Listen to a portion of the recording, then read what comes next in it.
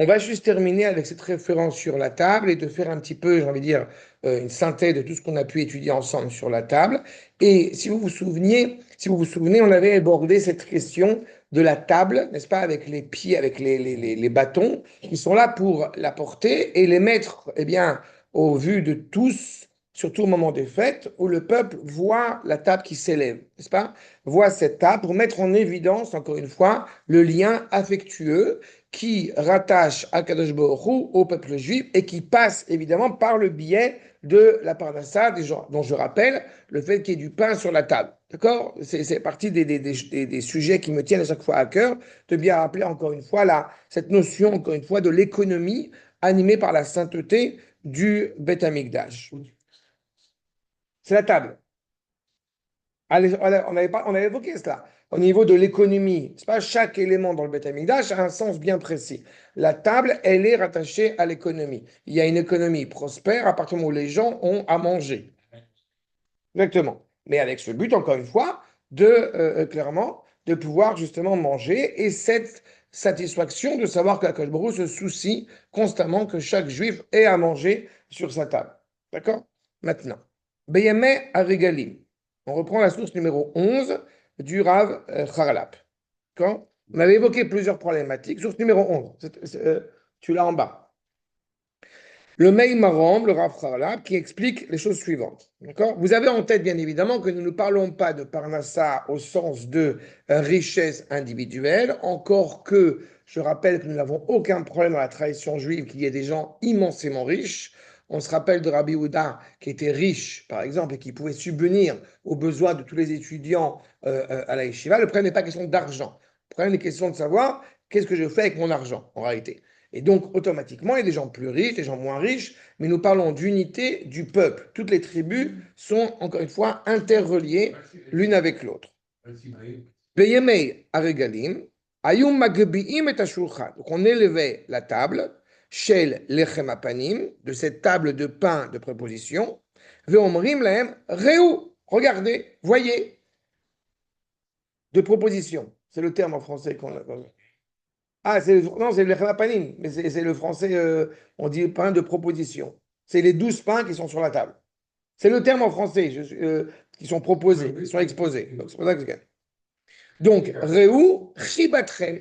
Voyez l'amour d'Akadosh Baruch Hu pour vous, Lifne Amakom, Shi Siluko, Shavek et Sidoro. C'est pas un amour de la part d'Akadosh Baruch Hu qui est un amour muable, on va dire sentimentaliste. Non. Chez Siluko, Shavek et Sidoro. De la même manière. C'est pas symbolique, exactement. Justement. Mais non seulement c'est pas symbolique, mais même dans la symbolique, si je puis dire, eh bien, il n'y a pas d'un rapport comme si on avait un rapport soudainement passionné. Ah, je vous aime bien quand vous êtes comme ça. C'est comme si un père, je connaissais une fois dans mes nombreuses expériences, un père qui était en colère sur sa fille parce que c'était mal comporté, je sais pas quoi, et à l'entrée de Shabbat, non, eh ben, je l'ai pas fait la bénédiction, je ne l'ai pas béni. Et je lui dis, mais t'es un abruti. Tu ne bénis pas. D'abord, c'est pas toi qui bénis ta fille, c'est Akash qui bénit ta fille à travers toi. Et en plus de ça, que tu sois en colère ou que tu ne sois pas en colère avec ta fille, ça n'a rien à voir avec la bénédiction que tu vas lui allouer. Akadosh Baruch Hu a un rapport, si je puis dire, similaire à l'égard de la créature d'Israël. Au grand désarroi, je vous rappelle, des Goïms, qui ont du mal à accepter ce choix privilégié de Am Israël vis-à-vis d'Akadosh Baruch Hu, quel que soit le comportement du peuple juif, nous sommes le fils aîné de Dieu. Point final. Et personne ne pourrait remplacer le peuple juif. Comme on n'attendrait pas que Dieu préserve un fils qui se comporte très mal, ce n'est plus mon fils. Ça n'existe pas. Ça n'a pas de sens.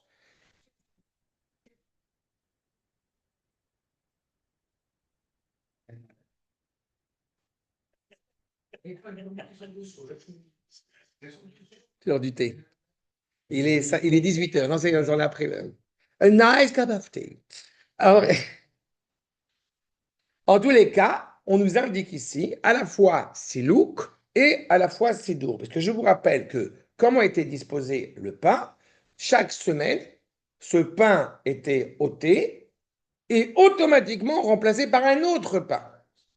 D'accord? Il y a une sorte de cohérence constante. Et je rappelle aussi que c'est un pain, c'est ça. Il était chaud, il était comestible, il était bon, et il était matzah. On se rappelle bien qu'il n'était pas chametz. D'accord? Chez Nehemar, la soum lechem cham, keyom ilakro. On n'est pas en train d'aller chercher la baguette chez le boulanger de bon matin parce qu'on sait qu'elle va être chaude de bon matin et puis qu'après le reste de la journée. Oui, il faut la baguette d'hier. Eh bien là, non. Là, non. Ce pain était réservé pour les Kohanim et leurs familles le Shabbat. Et ce pain était chaud comme s'il venait à la peine de sortir du four. Ve'aïnian, des me'achar. Et tout cela pour montrer quoi? Nous dit le traité de Yoma. C'est là. Ce que j'ai dit, c'est le traité de Yoma dans la Gemara, mais ce que nous enseigne justement le Rav Harlap. Je n'ai pas précisé, mais parce que c'est une évidence, le Rav Harlap, c'est un élève, c'est le copain du Rav Kook. Vous sachez à peu près. Des me'achar, des. Il a des bonnes préparations. Okay. Des me'achar, des achiba, ibelotam. Okay? Cet amour-là de la part d'Akash Baruch Hu n'est pas un amour qui, comment dirais-je, qui a une raison rationnelle. Quand je dis rationnel, c'est pas du sentimentalisme. J'aime ma femme. Pourquoi? Parce qu'elle fait du très bon couscous. Donc tu n'aimes pas ta femme. Tu aimes le couscous. J'aime ma femme. D'accord? C'est ça, exactement.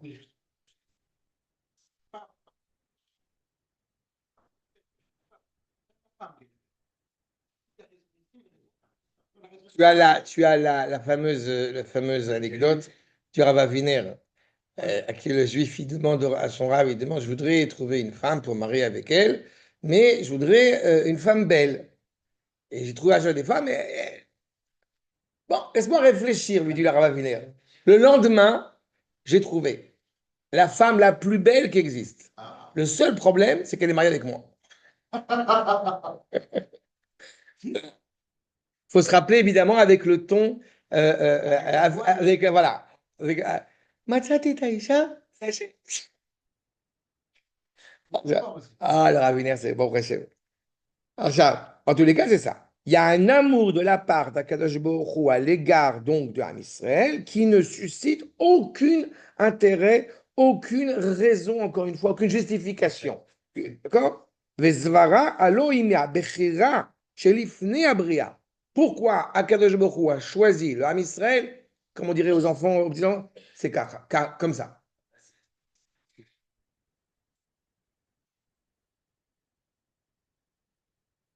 Et c'est un postulat. Mais ce qui ajoute, oui, mais ce qui est important, c'est que il y a un point supplémentaire que le Rav rappelle ici qui est essentiel. Am Israël a été choisi avant même la création. N'oubliez pas que toutes les réalités sont toutes soumises à l'ordre de la nature, alors que la réalité d'Israël, c'est ce qui fait son éternité, elle est hors nature. Oui, mais j'ai entendu dire qu'il a été fait. Non, non, ça n'a rien à voir. Non, non, non, non, non, non, non, non, non. Non, non, non, non, non, ça vaut pas. Non, non, non, non, non. Faut parler d'autre chose. On parle du choix du peuple juif, d'abord. Et le choix, non. Non, non, non, non, non. Regarde. Attends, vous parlez de deux choses différentes. On parle du choix privilégié du peuple juif. Amzu yatzartili teilati yisaperu, dit le prophète Ishayahu, je me suis créé un peuple qui va me louer, mais avant même l'ordre de la création, avant même Bereshit, il y a 7 choses qui vont garantir le succès de la création. Et il y a la Teshuvah, il y a le Mashiach, etc. Et l'une d'entre elles, qui est la plus importante de toutes, c'est le peuple juif, qui est annoncé avant. Avant même que le peuple juif se révèle aux yeux de l'histoire, vous avez les engendrements des cieux et de la terre et les Toldot Hashem Haaretz Be'ibaram avec un Hey qui est plus grand dans le texte de la Torah et qui fait référence à Abraham. Les cieux et la terre n'ont de sens que pour Abraham. Ce qui ne veut pas dire qu'il y a une exclusivité qui implique la destruction de tout ce qui est autour, bien au contraire. Mais il est impératif qu'il y ait un cœur qui bat. Ça, c'est le choix du Ham Israël, quelle que soit la réalité. Quand vous parlez maintenant du don de la Torah, on avait eu l'occasion d'ailleurs de l'évoquer l'année dernière, mais c'est important de le rappeler. Non, non, non. Quand on parle du don de la Torah, on fait référence à autre chose. on fait référence au fait que le roi, eh bien, ait apparemment proposé la Torah aux nations. Et alors on s'interroge, si Akadosh Baruch Hu s'adresse aux nations pour leur proposer la Torah, est-ce que le Midrash laisse entendre que puisque les nations l'ont refusé, il s'est tourné vers le peuple juif? Ce serait mal connaître, ce serait méconnaître le Midrash. Pourquoi? Parce qu'en réalité, quand il va voir le roi, Akadosh Baruch Hu, va rencontrer les différentes nations, la première question qu'elle lui pose, qu'est-ce qu'il y a dans ta Torah? Il aurait pu dire, puisqu'on parle dans ce Midrash-là, il aurait pu dire qu'il y a énormément de décrets divers, dont certains avec lesquels vous allez adhérer. Mais le fait qu'ils disent à des meurtriers et interdits d'assassiner, c'est pour mettre en évidence, comme rappelle le Maharal dans Tiferet Israël, c'est pour mettre en évidence leur inadéquation à recevoir la Torah. Un non-juif est, et je suis bien placé cette année pour un truc, exactement. Ce n'est pas du tout par mépris pour les nations, mais il y a une compatibilité à recevoir sur eux 7 commandements dits fils de Noir, pas 613 commandements. Et donc, automatiquement, dira le Maharal, ce n'est que l'illustration, j'indique al-iatamatam, ce n'est que l'illustration à leur non-adéquation à recevoir la Torah. Et pas seulement les nations, les anges tutélaires eux-mêmes qui ne voulaient pas que la Torah soit donnée à Moshe, qu'est-ce qu'il va donner la Torah à ce fils de femme, de fils de chair et de sang. Et Moshe Rabbeinu, il est très inquiet devant ces anges tutélaires qui suscitent la gêne. Et Akashbourg, qu'est-ce qu'il dit à Akashbourg? Dis-leur, vas-y, réponds-leur. Mais qu'est-ce que je leur réponds? Dis-leur comme ça. Dis-leur comme ça. C'est Akadosh Baruch Hu, en fait, il est, je répète, intéressé à ce qu'il y ait cette rencontre avec son fils. Et c'est pour cela qu'à la différence des nations, où le roi s'est adressé à eux et à elles et elles ont refusé, quand le peuple juif s'apprête à recevoir la Torah, je le rappelle, eh bien, ce que Moshe Rabbeinu leur dit, vous allez recevoir tel et tel précepte, et la réponse du peuple juif est extraordinaire, elle est non. On ne veut pas recevoir la Torah de toi. On est prêt à la recevoir si ça vient du roi lui-même.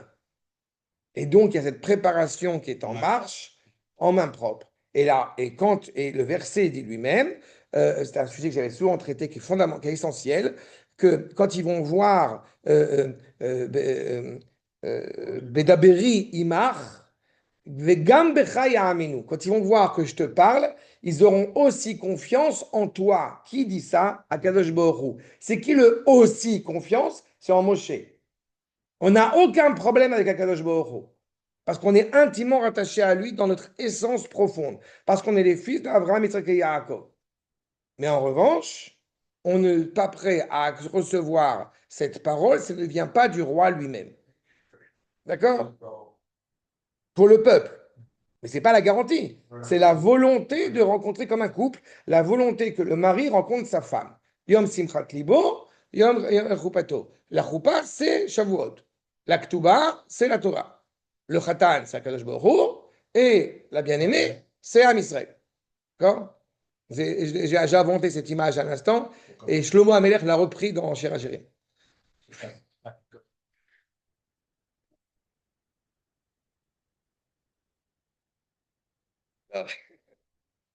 D'accord? Mais ça, c'est fondamental. C'est pour ça que j'attire votre attention là-dessus. On veut absolument, et Dieu sait combien cela est complexe, mais il est fondamental de bien entendre, encore une fois, le lien indéfectible entre le Créateur et la créature d'Israël. C'est le sens même, c'est l'épine dorsale de toute la création. Et c'est pour cela, nous dit le Rav Harlap, Velachem, Nidgala belechem apanim, sheino lefi azman.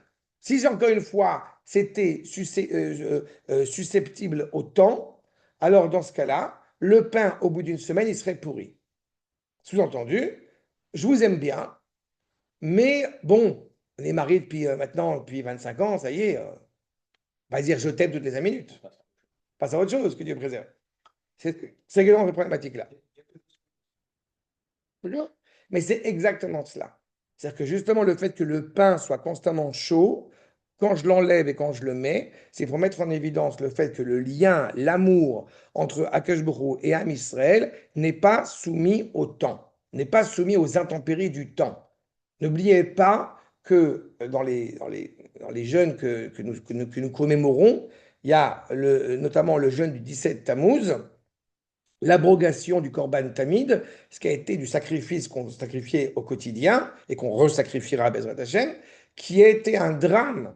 Parce que quand vous avez qu'ils peuvent, qu'ils vendent, que ce soit Shabbat, Yom Tov, ce que vous voulez, il y a un sacrifice constant qui est sacrifié le matin et le soir. Ça aille bien, que ça aille pas bien, qu'on soit malade, qu'on soit ce que vous voulez.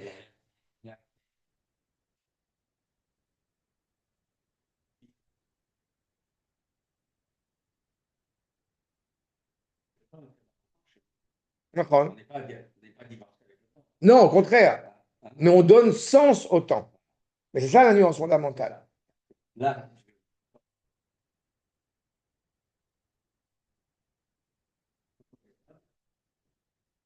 le temps Non, le temps n'est pas absolu. Le temps est une création.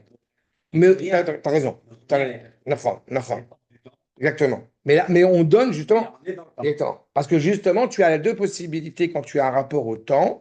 Et ça, c'est un sujet que j'ai traité à Rosh Hashanah et qui à chaque fois m'épate au plus haut point. Pourquoi? Parce que la majorité de ceux qui pratiquent, évidemment, ce n'est pas votre cas, mais ceux qui utilisent la date autre que la date hébraïque, bon, après, on n'est pas comme ça. Les deux, on sait jamais. Non, moi, je fais que la date hébraïque. Il n'y a que quand le salaire il arrive que je suis obligé de savoir la date des goïms. Mais je suis obligé de savoir le 10 parce que le 10, c'est l'argent qui vient. Donc, on est obligé de savoir. Mais de manière générale, c'est très intéressant si vous faites la nuance entre la manière dont on aborde, on va dire, une nouvelle année dans la conception hébraïque et la manière dont le monde entier accède à une nouvelle année. Il est désespéré par le temps qui passe, et par conséquent, qu'est-ce qui se passe quand arrive la nouvelle année? Goy, je parle, eh bien, on va se saouler la tronche, on va casser des magasins, on va faire des feux d'artifice pour essayer de, voilà, d'estomper cette douleur du temps qui passe.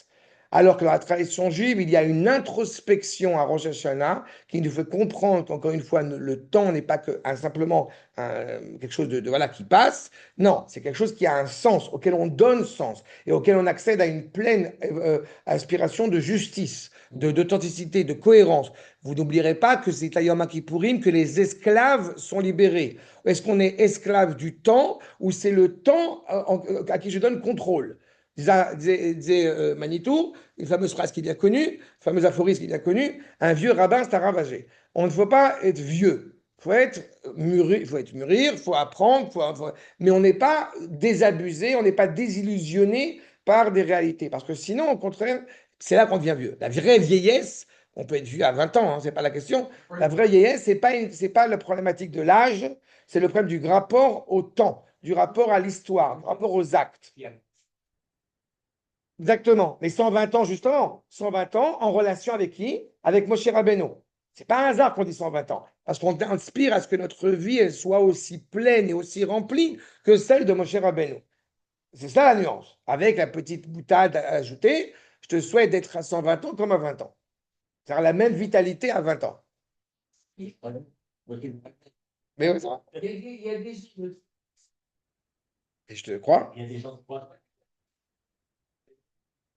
Mais encore une fois, autant le Shabbat, il faut toujours avoir en tête, autant le Shabbat est quelque chose qui est sanctifié par Akadosh Baruch Hu, autant le Shabbat c'est quelque chose qui est sanctifié par Akadosh Baruch Hu lui-même, Mekadesh à Shabbat, autant, je rappelle, les jours de fête, c'est Mekadesh Israël Vazemanim. Ce temps prend tout son sens grâce à Israël. Nous révélons la valeur du temps et c'est à travers nous. D'accord? Pardon? Si on n'a pas compris, on a. Ok. Exactement. Nachon. Oui, mais. Oh, il y a fait. Alors, je vais te dire. Ça va plus loin que ça. Ça va plus loin que ça. Nous avons la bénédiction de la révolution du soleil tous les 28 ans à peu près. D'accord? A priori, on aurait dû faire cette bénédiction au mois de Tishri, puisque l'année est fixée selon le mois de Tishri et le mois est fixé selon le mois de Nissan. Notre premier mois, n'est-ce pas, c'est le mois de Nissan. Étrangement, nous faisons la bénédiction sur la révolution du soleil en Nissan pour comprendre que justement la controverse qui est entre les mains de savoir si les matriarches, si le monde a été créé en Tishri ou en Nissan, si les matriarches ont mis au monde leurs enfants en Tishri ou en Nissan, en réalité, c'est pour nous faire saisir quelque chose qui est essentiel, même si le monde avait été créé en Tishri, le monde a été créé pour Nissan. Exactement.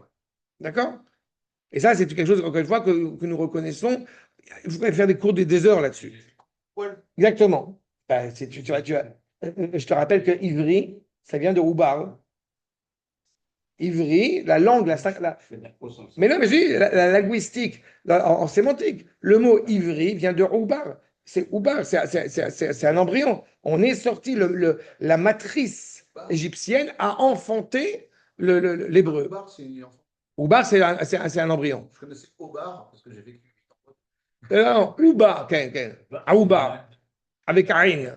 Oubar, c'est un embryon. C'est directement rattaché évidemment à la notion de Ivry. C'est pas qu'on sert à quelque chose, c'est plus loin que ça. C'est que le peuple juif, encore une fois, est central, est vital. Je me permets encore une fois, il n'est pas coutume, je le fais quasiment à tous mes cours maintenant, de louer les gens à qui j'ai le privilège d'enseigner, qui sont des Bnei Noach, une fois par semaine. Vous n'imaginez pas une seule seconde quels sont les propos, les discours qu'ils tiennent. Il est impératif qu'Israël soit Israël, parce que c'est uniquement grâce à Israël que l'humanité va prendre son sens. Est-ce que vous entendez un non-juif capable de parler comme ça? Eh bien, il y en a. Et il y en a de plus en plus. D'accord? C'est exactement cela. Mais vis-à-vis, encore une fois, de cette intimité entre Akadosh Baruch Hu et Am Israël, comme on a dit, elle n'est pas dépendante du temps. Et elle n'est pas dépendante du temps, elle n'est pas dépendante des fluctuations, elle n'est pas dépendante des fautes et des erreurs. Exactement. Pas ex nihilo, exterritorial. Vélo, palala, vazman, kloum. Le temps ne marche pas sur Am Israël. Troisième ligne. Léodia Shechibatan, de montrer que l'amour, donc, eh bien, d'Akadosh Baruch Hu pour Am Israël, les ma'ala mi'azman, ve'milifnei abria, c'est un amour absolu, éternel. Vous n'avez pas de comparaison possible. On est hors du. D'accord? La seule comparaison éventuelle, c'est ce qu'on appelle Ahava Shainat Tluya Bedavar. C'est l'amour qui ne tient sur rien, l'amour de David et de Jonathan. C'est la seule comparaison éventuellement qu'on pourrait éventuellement faire, mais il n'en demeure pas moins que David et Jonathan, à un moment donné, décèdent. Alors que là, évidemment, on parle de Hachem qui est Chai Vekayam. Et c'est pour ça que Akadosh Baruch Hu qui est Chai Vekayam, de la même manière, c'est pour ça que mon parallèle n'est pas innocent, vous avez David Amelech, Chai Vekayam. La notion de David, encore une fois, qui est vivant. Yaakov, la semaine prochaine, par Vayechi, Yaakov Lomet. Pourtant, il a été, on le sait, on voit dans les versets, il a été enterré, il a été enseveli. C'est quoi Yaakov Lomet? Alors, dira le Midrash, comme ma descendance est vivante, donc je suis encore vivant. Je vois que c'est plus que la mémoire. Non, mais c'est plus que la mémoire. Comme j'aime à le dire à chaque fois, et vous m'entendez parler, le Rav Harlap, je n'ai pas dit le Rav Harlap a dit. Le Rav Harlap dit. D'accord? Il est décédé. Qu'est-ce que le Rav Harlap dit? Et alors, encore pire que ça, le Rambam dit. Rachid dit. Oui, mais non.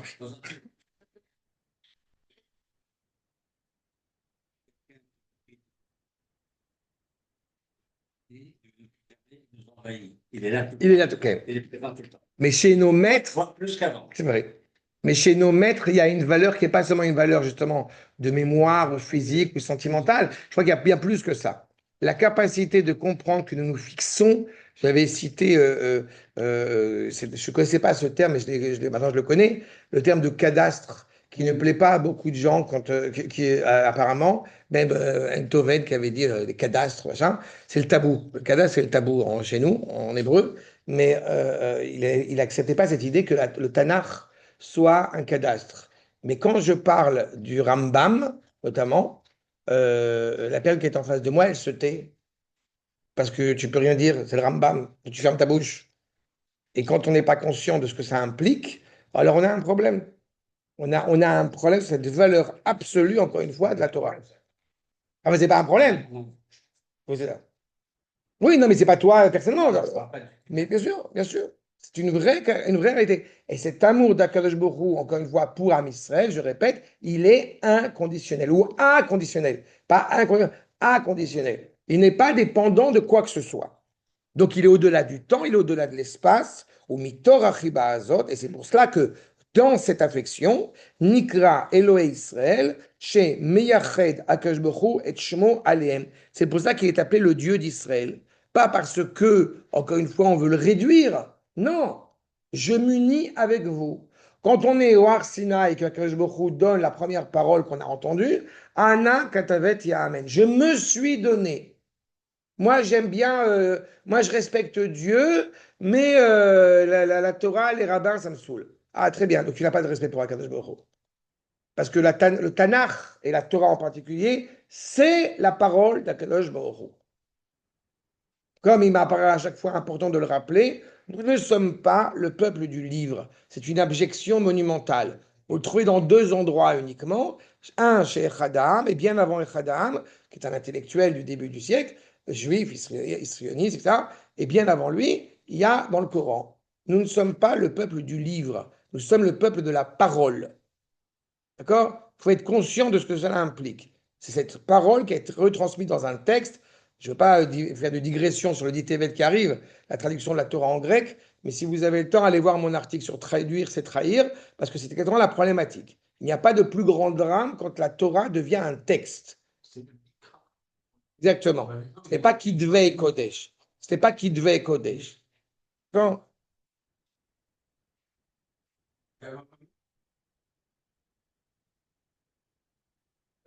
Non, la Bible est déjà un terme problématique.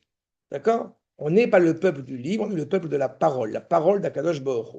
Nous sommes l'expression de cette parole. Oulam, aben ish amitzri, lo aya yechol lechalkel et ze. Évidemment, le problème qui nous a été, surtout la mère de toutes les royautés, l'Égypte, mais tout au long de notre histoire, cette exclusivité pose problème à beaucoup de gens. On est prêt, comme on l'a vu avec Hanouka il n'y a pas si longtemps que ça, on est prêt à accepter que vous ayez un folklore local, mais vous êtes grec.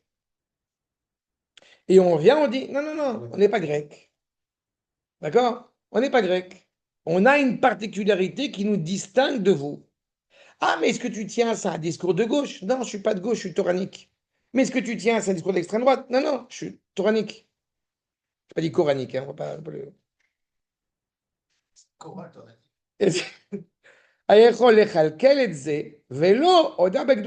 n'est pas prêt de reconnaître la sainteté, encore une fois, d'Israël,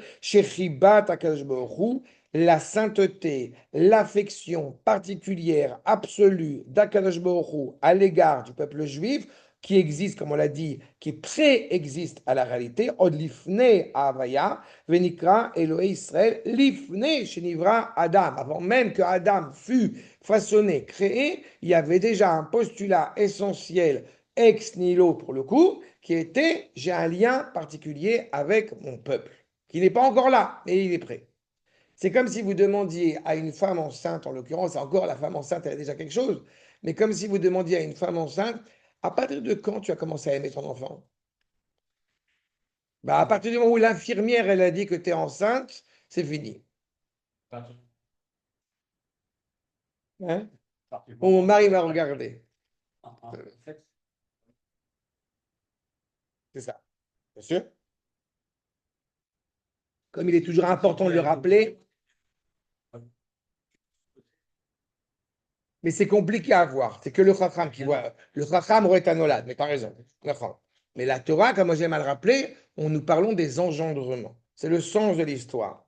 C'est pour ça qu'il n'est jamais, c'est important à chaque fois de le rappeler, c'est pour ça qu'il n'y a jamais de post-sionisme, post-halouette, post-machin, ça n'existe pas chez nous. Post-trauma, non, haine. On est dans une compréhension des engendrements de l'histoire. Qu'est-ce qu'on fait pour avancer vers cette histoire?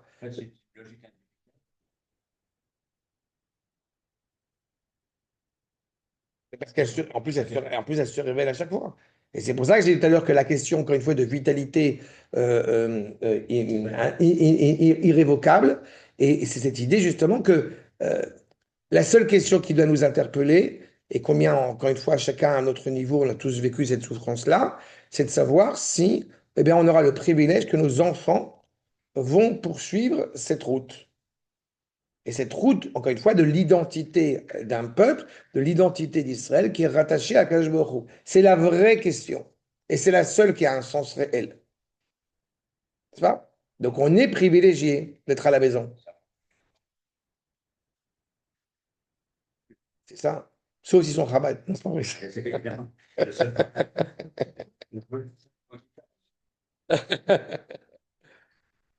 עכשיו, ושבמה שמייחדים את שמו בשם אלוהי ישראל, מגבילים, quand a priori, encore une fois, on va essayer de rattacher son nom au Dieu d'Israël, a priori, on a, encore une fois, limité, c'est limitatif, on a dit le Dieu d'Israël.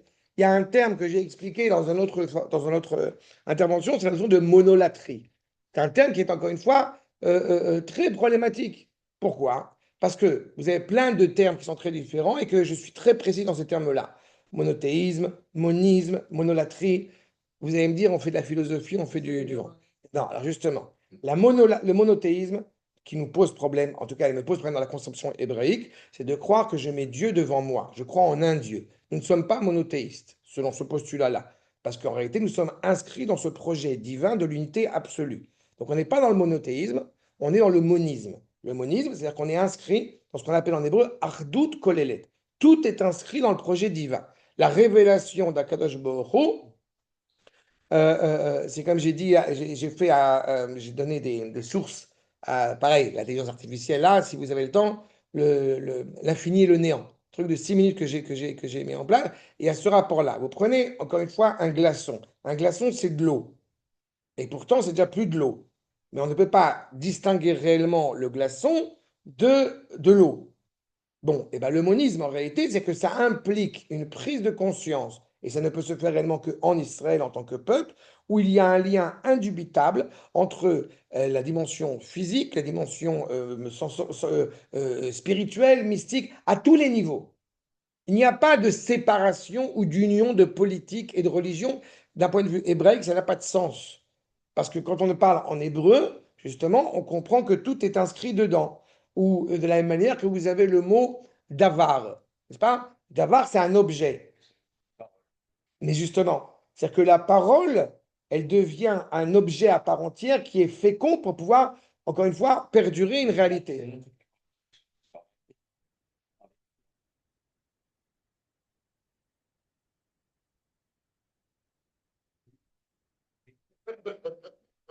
Il est moins fréquent.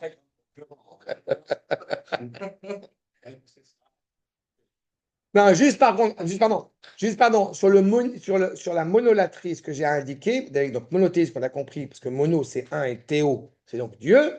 Le monisme, c'est une notion de compréhension qu'encore une fois, quand on est rattaché à Kadosh Baruch Hu, il n'y a pas un domaine où on n'est pas rattaché à Kadosh Baruch Hu, du matin au soir, des lacets que vous nouez jusqu'aux toilettes, jusqu'à la douche, jusqu'à manger, jusqu'avec votre femme, il n'y a pas un moment où, encore une fois, un juif qui est fidèle à cette parole, juste une seconde, cette parole d'Akash Baruch, et l'économie, comme vous le voyez à l'instant, elle est rattachée à Akash Baruch. Là où j'ajoute une dimension supplémentaire, c'est la notion de monolatrie, ce qui laisserait entendre en réalité que, eh bien, Akash Baruch ne se préoccupe que du peuple juif.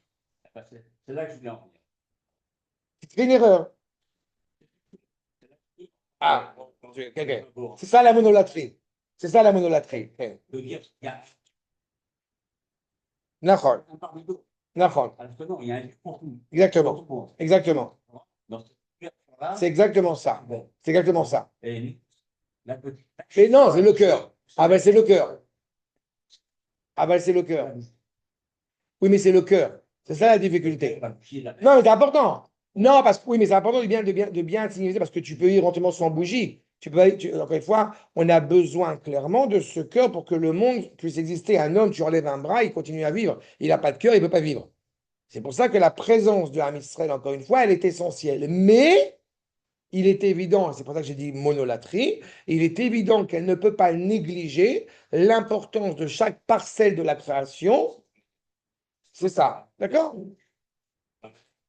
Encore une fois, il aime ceux, d'abord, il n'y a pas question d'aimer ou pas aimer, mais la présence, encore une fois, des nations, ou en tout cas de l'humanité, ou pas que de l'humanité d'ailleurs, des dauphins, des fourmis, des ce que vous voulez, elle est justifiable concernant justement cette humanité, dans la mesure où elle se préoccupe de faire ce qui est juste et ce qui est bien. Comment peut-elle savoir ce qui est juste, ce qui est bien?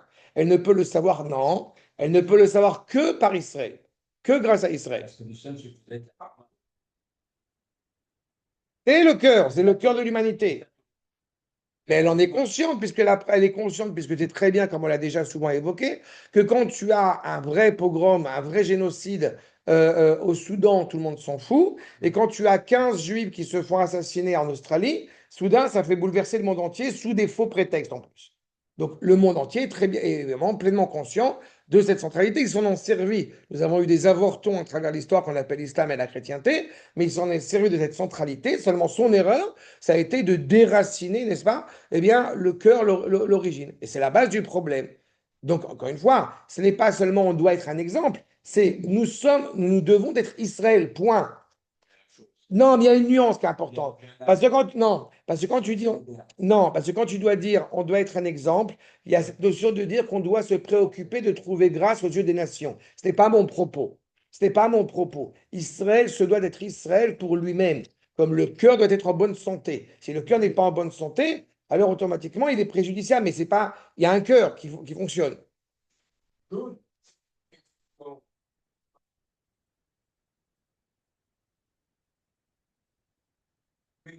Regarde un petit peu le balagaï qu'il y a eu avec le génocide, après tout le monde dit, qu'on a fait à Gaza. Mais c'est exactement la même chose.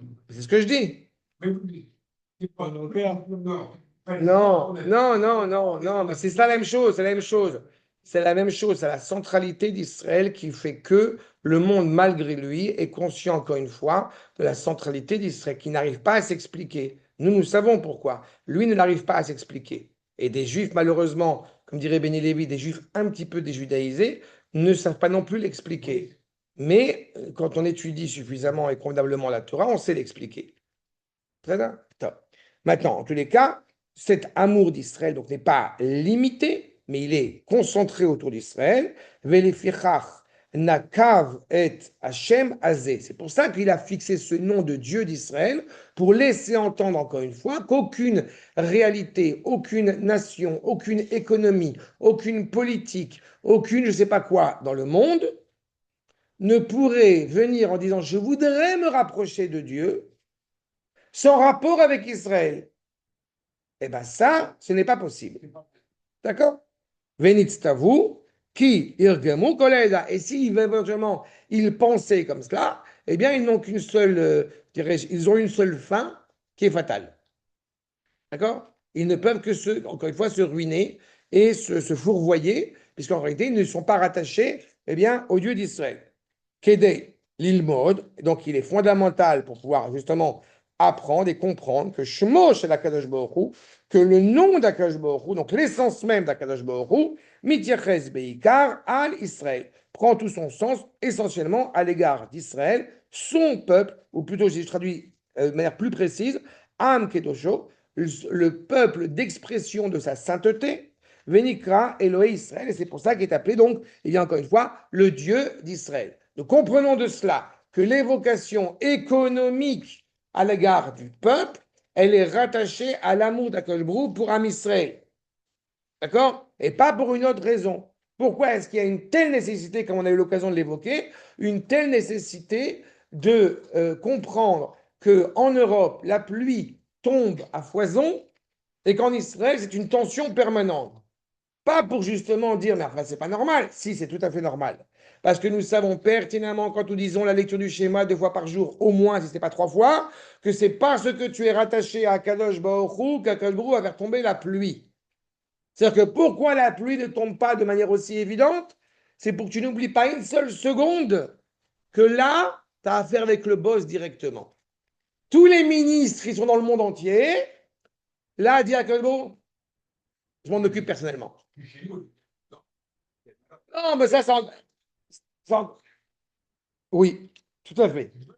Oui, mais, oui, mais c'est pas seulement pour ça, c'est encore une autre dimension. Mais le fait même qu'il y ait de la pluie, c'est cette réalité-là, encore une fois. c'est parce qu'il y a cet amour, je répète, inconditionnel, qui ne tient pas ni sur le temps ni sur l'espace, qui s'installe et qui se met encore une fois à l'égard d'Israël de manière éternelle. D'où la valeur de montrer encore une fois cette table au grand jour, que tous ceux, et c'est ce que nous voyons ici en source numéro 12, la suite, un autre passage dans un autre ouvrage du Rav Harlap, qui s'appelle aussi Maïmaro, mais c'est une série de livres, peu importe, V.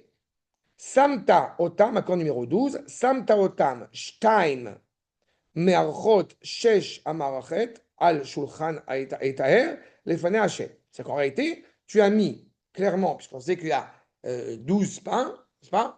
Et ils sont 6, l'un en face de l'autre, comme on avait vu. Il nous dit, Maïdirtiv, à la Shulchan Ator, c'est pourquoi on a besoin de dire que cette table, elle est pure. Miklal Sheutamé, c'est-à-dire qu'on pourrait croire que la table, elle serait impure, que Dieu préserve, en disant que c'est une table Shulchan Tahor, Atahor, elle a, pour nous enseigner, mais la même, chez Magbiinoto, pour montrer que nous l'élevons, ou Marinbo, les Olei Regalim. C'est ça? Puisque c'est effectivement quand est-ce que nous voyons cette table, au moment où nous allons monter, n'est-ce pas, sur l'esplanade des mosquées. Et là, au Magbim Regalim, Lechem Apanim. C'est ça, on met le pain. D'accord? Je sais que vous me suivez, alors vous êtes au courant, mais sachez-le, il y a une phrase que j'aime dire depuis ces dernières années. Les jeunes, il y a une phrase en hébreu, Atseirim Elam Elohim. En fait, c'est Rak Elohim. Ce que je veux dire par là, c'est que il y a les jeunes qui montent maintenant ces dernières années sur le mont du Temple. Je vais traduire ça un peu en français, mais ils n'ont pas de Dieu. Et en fait, j'ai envie de dire, ils n'ont que Dieu. Ça veut dire que quand il y a près de 30 ans, je montais sur le mont du Temple, et c'est toujours une anecdote importante à se remémorer, qu'on pouvait à peine dire Shh de Shema Israël, de peur d'être enfermé, d'être arrêté, d'être, etc. Mais non seulement on est passé à un stade où, non, mais j'aime plus ça, on chante partout le Hallel. J'ai fait Mincha sur le mont du Temple à Hanouka, Alors qu'on n'allait pas. alors qu'on ne pouvait pas. Aujourd'hui, grâce à Dieu, nous pouvons nous permettre de, clairement, évidemment, après Mikvé, après ça c'est une autre question, mais les petits jeunes qui montent aujourd'hui, ils sont en train d'avancer parce que eux, ils veulent mettre les tefilines et ils les mettent sur le mont du Temple, secret, machin, etc. Et il y a d'autres petits jeunes que j'apprécie énormément, avec des belles péotes, comme ça, qui ont monté un mouton. Ça faisait 2000 ans qu'il n'y avait pas eu de mouton sur le mont du Temple. Ça a duré 2 minutes. Oui, mais 2 secondes. D'accord? De monter un mouton après 2000 ans sur le mont du Temple, c'est impressionnant. Bon, j'avoue que ils étaient mignons, enfin, ils étaient filmés, mais ça m'a fait beaucoup rire. Il fallait les voir. D'abord, ils étaient en chaussettes pour pas avoir les chaussures, les bonnes grosses péotes avec des bonnes grosses kippas, le sac rose Rami Lévy avec le bouton que truc. Allez, on va se promener, on va monter sur le mont du Temple. Bon, on les voit à des kilomètres, quoi. Mais c'est mignon. Et honnêtement, aujourd'hui, cette jeunesse-là, elle a plus du tout. Non, non, non, ils sont en train de. Il n'y a plus personne. Il n'y a plus personne. Ah, bon.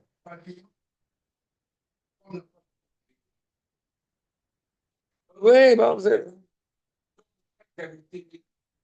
oui, oui, non, mais encore une fois, il y a aussi la problématique il y a aussi la problématique de la purification, comment on monte, etc. Mais je vous dis par expérience que ça fait près de 30 ans que je monte. Aujourd'hui, bon régime, encore une fois, il y a de plus en plus de juifs qui veulent monter et qui veulent encore une fois exprimer, c'est exactement ce qu'on est en train d'évoquer maintenant. C'est pour ça que quand on me dit est-ce que le Beth Amikdash c'est central pour Israël, vous comprenez à quel point c'est essentiel. C'est le cœur, encore une fois, de notre lien avec Akadosh Baruch Hu. Donc c'est pour ça que je suis, vous voyez, on n'est pas 15 000. C'est ça qui est parfois un peu triste. C'est pas grave, on continue sur ligne de pensée, mais de bien faire entendre, encore une fois, que la centralité, encore une fois, du monde du temps. On a vu pas. Exactement, exactement. Ça, la police t'arrête. Oui, oui, oui. Une demi-heure. Mais tu ressors, retourne notre radio, Oui, oui. retourne.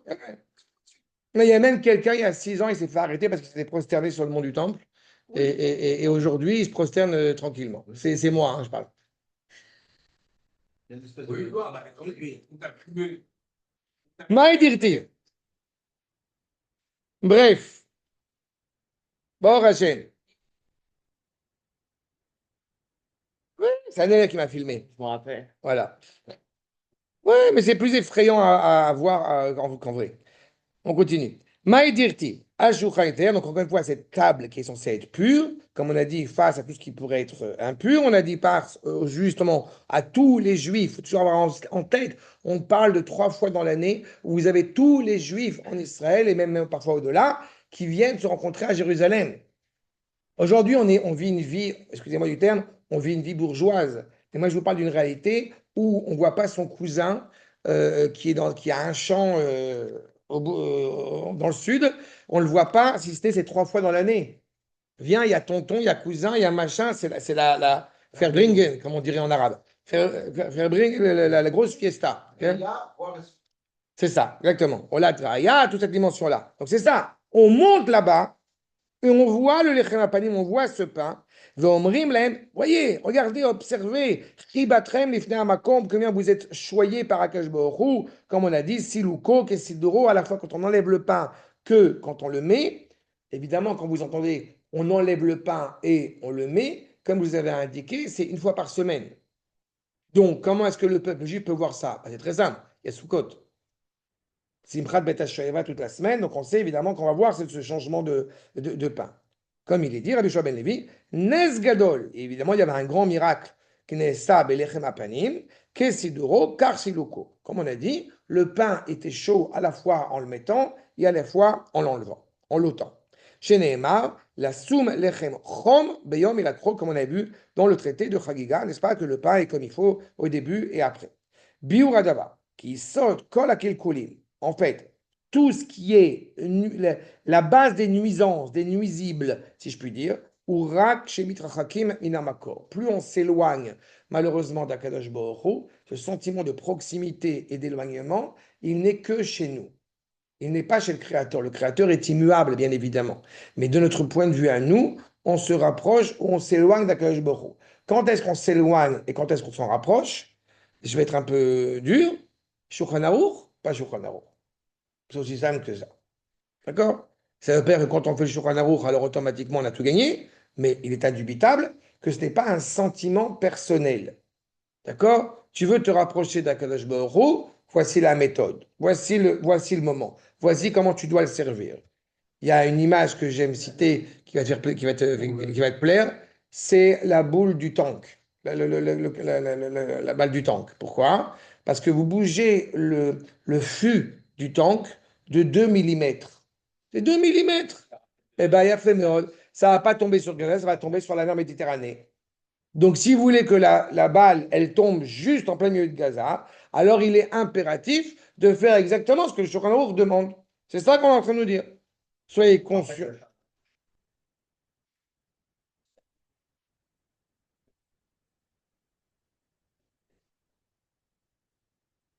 Tu tournes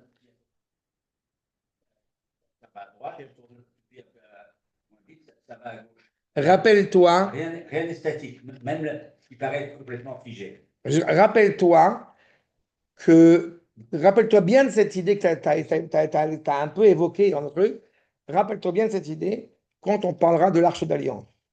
D'accord? Parce qu'il y a 3 boîtes, dont une en bois peinte en or au milieu. On en parlera. D'accord? Parce que c'est très important ce que tu as soulevé maintenant, et je ne vais pas m'étendre. Mais ce qui est important, c'est que le Shulchan Aruch, comme son nom l'indique, c'est Shulchan. Vous voyez, d'ailleurs, c'est pas un hasard, c'est une table. La table, elle est dressée, elle est ordonnée.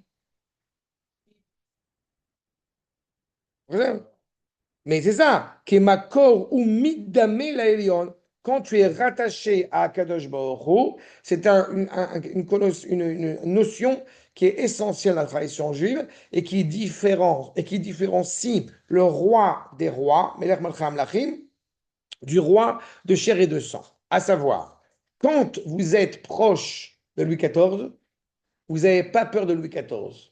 Et plus vous êtes loin de Louis XIV, et plus vous avez peur de Louis XIV, que vous ne savez pas qu'est-ce qu'il peut y avoir comme folie. À Baruch Hu, c'est exactement le contraire. plus on est éloigné d'Akadosh Baruch Hu, moins on a le sentiment de faire des bêtises. Et plus on est proche d'Akadosh Baruch Hu, plus on est conscient de la responsabilité que nous avons. D'accord? C'est ça. Cet éloignement et cette proximité de vouloir ressembler au Créateur. Chez Kol Haretzonot Shelo, Iyu Zakaim, que toutes ces volontés seront méritantes, pures, Novraim Milemala, viennent de au-delà. Dugomat, Aratzon, Aelion, Baruchu, qui sont l'exemple même d'Akadosh Baruchu. J'ai eu une discussion hier avec une réunion de travail avec qui je travaille, et des gens, on enseigne le judaïsme dans des collèges, notamment, et des écoles primaires qui ne sont pas religieux. Et une belle qui était là-bas, bref, tous les gens qui travaillent avec moi dans ce travail-là, et dont je suis un simple prof aussi, eh ben, ils sont pas religieux, pour les choses clairement. Et ceux qui enseignent, qui nous ont donné cette réunion, sont des gens sont des rabbiniques, tout ça, mais tous les gens ne sont pas religieux. Et moi, je suis le seul un peu avec eux. Bon. Et l'autre, elle dit, parce qu'elle parle il a parlé de Pessah, et alors elle dit, c'est quoi Pessah? Et elle, tout de suite, elle dit, bah, Pessah, c'est la bouche qui parle. Alors lui, non, c'est très sympathique, mais c'est pas le sens obvi. D'abord, c'est le sens du sacrifice. Et puis, de fil en aiguille, elle dit que non, mais elle ne croit pas dans la Torah orale. Donc déjà, ça va m'énerver. Mais je dis, mais comment tu lis la Torah, ce que tu dis, comment tu sais que tu dois faire Pessah? Il n'y a pas écrit nulle part qu'il faut faire Pessah le 14 Nissan et machin et tout. Plein de choses, plein de références. L'Otevachel Gedi Bechalavim. Bref, c'est parti à ça. Et sur le fait de cuire du lait ou de la graisse, on ne sait pas si on n'a pas la référence orale, encore une fois, de nos maîtres. Mais j'étais sidéré au-delà de cela de voir qu'une personne qui va éduquer des enfants, qui va leur parler de Hanouka, et qu'elle me dise, non, mais elle ne croit pas dans Hanouka. Elle fait la menorah, elle allume une menorah, mais c'est totalement incohérent. C'est exactement cette problématique-là. Mon objectif, ce n'est pas, encore une fois, de ressembler à je ne sais pas quoi. Mon objectif, c'est de ressembler à ce qu'attend de moi Akadosh Baruch Hu. Akadosh Baruch Hu est animé, si je puis dire, la créature est animée d'une parole, parce que le créateur est lui-même animé, encore une fois, d'une parole qui a un sens, qui a une cohérence. Perpétuer.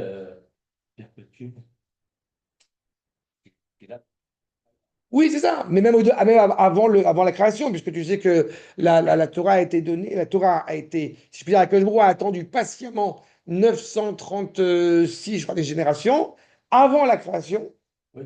pour pouvoir donner la Torah. Oui, mais il y a un. C'est ça. Oui, mais c'est-à-dire qu'on est réellement ce qui nous sommes. Exactement ça.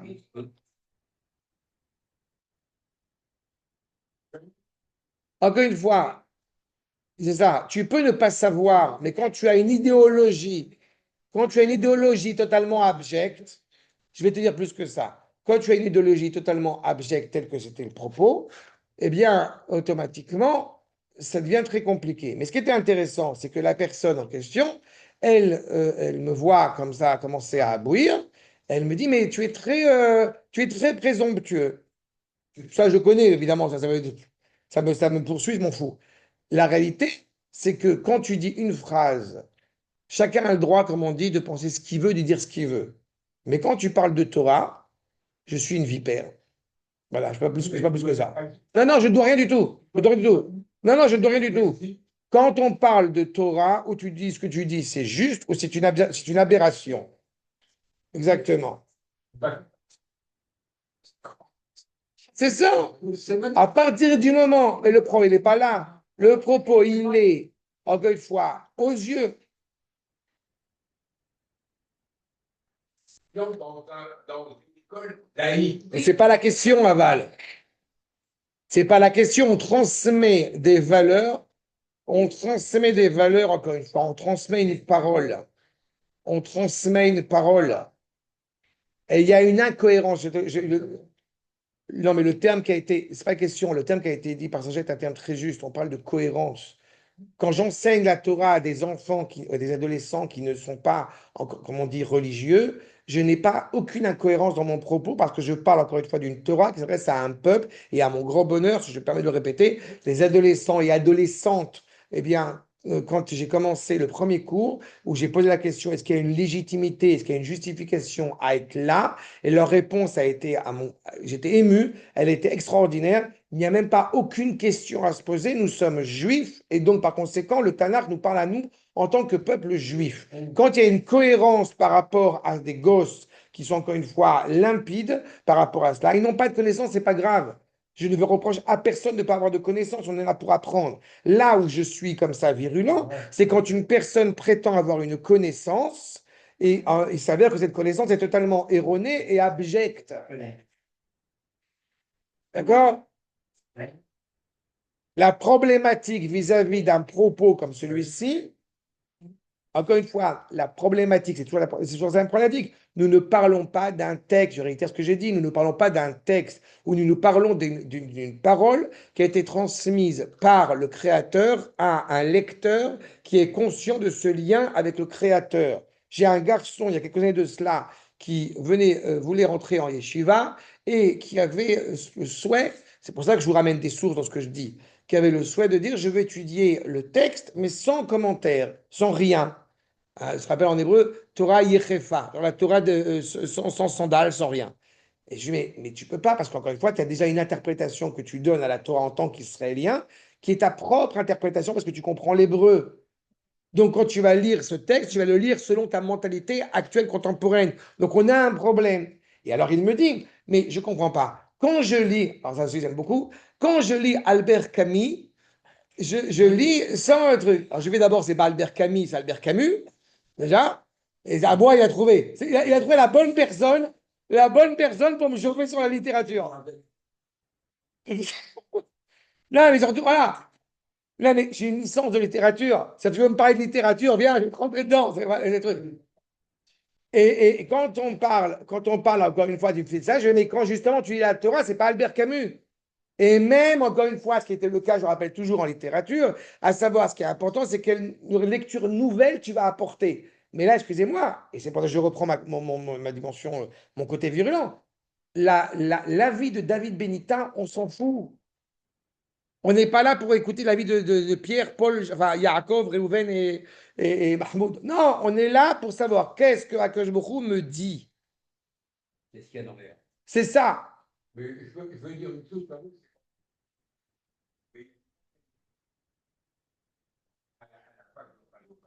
Oui. Et sa professeur avait demandé, il y avait l'ambassadeur de France. Oh là là. Et l'ambassadeur de France avait demandé, S'il te plaît. je fais un historique, c'était l'anniversaire d'Albert Camus. Sa professeur, c'est un bon élève à l'époque, compris. Sa professeur lui avait demandé de faire un exposé sur Albert Camus. Il y a pas de pour la table était pleine. Et puis au début, ils ont dit, bah non, il ne faut pas qu'il le fasse en hébreu, ou non, il ne faut pas qu'il le fasse en français.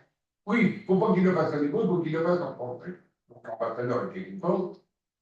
Et il a fait son exposé, et il y a un truc qui m'avait marqué, parce qu'à un moment donné, il avait fait un tour, il avait dit Albert Camus, qui est fils d'une personne qui était sourde et muette, qui nettoyait les L'alphabet, ça jamais, ouais. elle a engendré ce fils qui est fort en littérature, et à un moment donné, tout le monde disait, c'est tout le portrait craqué de son père. Alors tout le monde arrivait parce que tout le monde croyait qu'il avait craqué sur le portrait. Parce que c'était une française qu'on dit c'est un portrait craqué, mais ça veut dire que tu craques tout le temps. Donc, le peuple tous les gens avaient rigolé. Et puis à un moment donné, il se retourne et dit, et je remercie, alors moi j'étais complètement fou, moi j'étais tout seul, et je remercie mon père d'être venu à ces trucs-là. Et tout le monde m'applaudit comme si c'était quoi qu'elle avait fait. Et moi, allé voir. Et l'ambassadeur de France, il avait été le voir, il a dit, jeune homme, je me rappelle à toute ma vie, ça m'a marqué, je vous prédis un très grand avenir. Tu te rappelles David que je... Et voilà, il s'est bien planté. Allez, allez.